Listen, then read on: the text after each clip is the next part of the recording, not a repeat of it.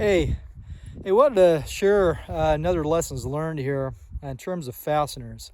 This dome behind me and my other smaller dome. So this one's about 1,200 square feet, a little bit more, I guess, with the vestibule. My other dome's 300 square feet.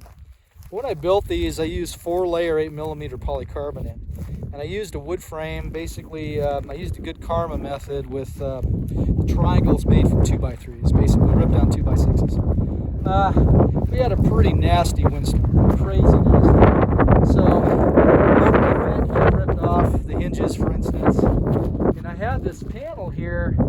It just ripped right out of the screw holes, and I wanted to tell you why. All I had to do was lose a few, and then it just started oscillating. And we had about 80 miles an hour wind, about 70, 80. It was pretty potent. But the gusts, I'm sure, were at least 80, if not more. It was crazy wind. I have actually a steel wheel. It rolled a quarter mile that way, so it takes a lot of wind force to do that. But the reason I had problems here is that what I did is I used these 35mm fine tooth screws. Now these screws are designed for steel frames. And what I did is I used these to fasten the polycarbonate onto this frame, this geodesic dome frame that I built. Now the problem with that is by the time you factor in the washer and your polycarbonate, you just don't have a lot of penetration. And the other problem is you're dealing with a fine tooth pitch rather than a pitch you typically use for wood.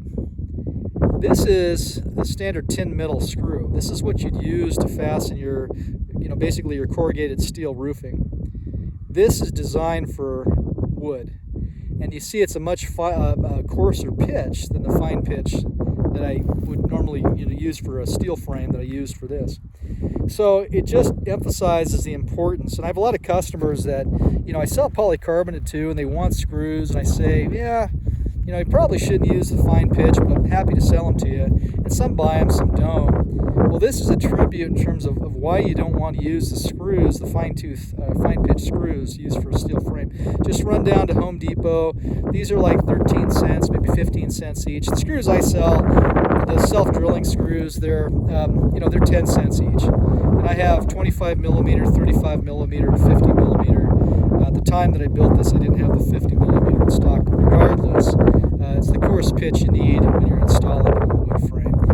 Obviously, you have to have the oversized washers on it. You cannot use just these tin middle screws.